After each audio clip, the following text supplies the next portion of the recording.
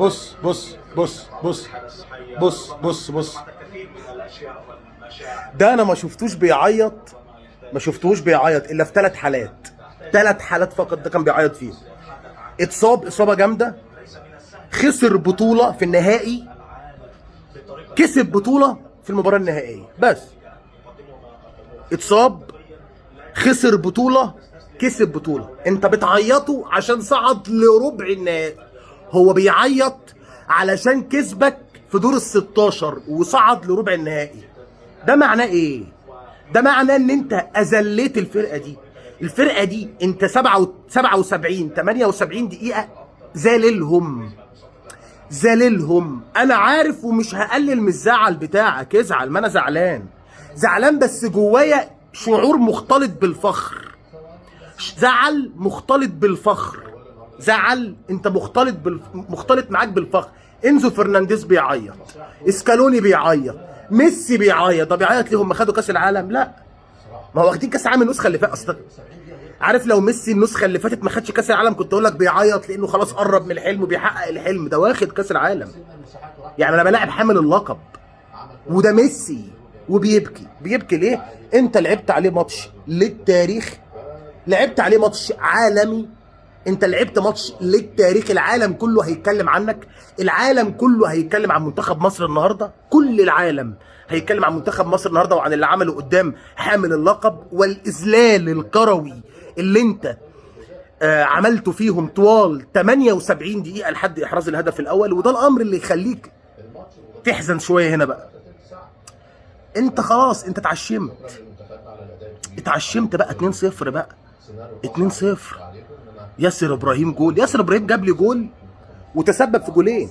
ياسر ابراهيم جاب لي جول وتسبب في جولين، وده اللي كنت بكلمك فيه في حلقه امبارح. ياسر ابراهيم جاب لي جول وتسبب في جولين. الجول الاخير اللي دخل من انزو فرنانديز، والجول الاول بتاع روميرو. الجولين دول ياسر يشيلهم لوحده، لوحده خالص. يعني ما ينفعش تسال حد فيه، حد في الجولين دول غير ياسر اصلا.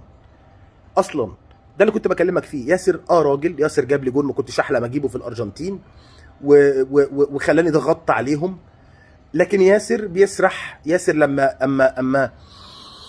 اما الماتش بيدخل في اللحظات الحاسمه بتحس ان ياسر في نوع من انواع السرحان، مش تخاذل، هو بيسرح، تركيزه بيقل.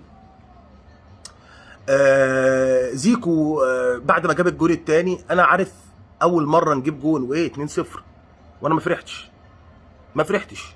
يعني اللي هو قلت بس بالراحه، بس عشان انا عارف، عشان انا عارف ايه اللي بعد احرازك للجول الثاني. سكالوني بيطلع 2 مدافعين، بيطلع ديبول اللي واجباته الدفاعيه اكتر من واجباته الهجوميه، وبيطلع مولينا، وبينزل 2 مهاجمين. خلاص بينزلك لوتارو مارتينيز وجونزاليس، بينزلك 2. هو بيلعب الكل في الكل، وجبت جون واتلغى. يعني الجون زيكو قبل ما يجيب الجون ليا جون ملغي. يعني انا مسجل في الارجنتين النهارده 3 مرات ومش اوف سايد، ده فاول على مروان عطيه، فاول صح. طب انت ما رجعتش تبص ليه على الكره بتاعت صلاح؟ طب صلاح ما فيهاش حاجه. ما رجعتش ليه تبص على الزقه بتاعت حمدي فتحي في ال 18 قبل الجون بلعبتين؟ ما رجعتش تبص عليها ليه؟ العشم اللي حسام حسن عشمه لنا، البطل حسام حسن النهارده اذل الارجنتين 78 دقيقه، واللعيبه اللي اذلت الارجنتين 78 دقيقه. ومصطفى شوبير البطل، افضل حارس في البطوله بعد ياسين بونو، او مع ياسين بونو، جنبا الى جنب مع ياسين بونو ومصطفى شوبير. بعد الاداء العالمي اللي اداه الشوط الاول، الشوط الثاني حتى الجولين هم صواريخ خارجه. يعني روميرو بدماغه قويه جدا وخلاص في السته. الجول الثاني ميسي هيعمل فيها ايه؟ الجول الثالث مفيش حارس مرمى بيشيلها اصلا، حط ايده في اول جونين ودخلوا. الجون الثالث هيعمل لها ايه؟ مفيش حارس مرمى بيشيلها. شالها مره قدام بلجيكا بس كانت اسهل من دي بكتير طبعا. زي ما بقول لك، احساس زعل مختلط بالفخر. كلكم كنتوا رجاله رغم تقصير البعض، ولكن كلكم كنتوا رجاله. حسام حسن المدير الفني التاريخي لمنتخب مصر، شاء من شاء وابى من ابى. لعبنا ماتش لن ينسى في التاريخ. بس احنا حظنا لما بنلعب ماتش كبير قدام فرقه كبيره او قدام منتخب كبير بنخسر في الاخر. الحمد لله انا مش زعلان، انا حاسس بالفخر، او زي ما بقول لك الزعل عندك مختلط بالفخر.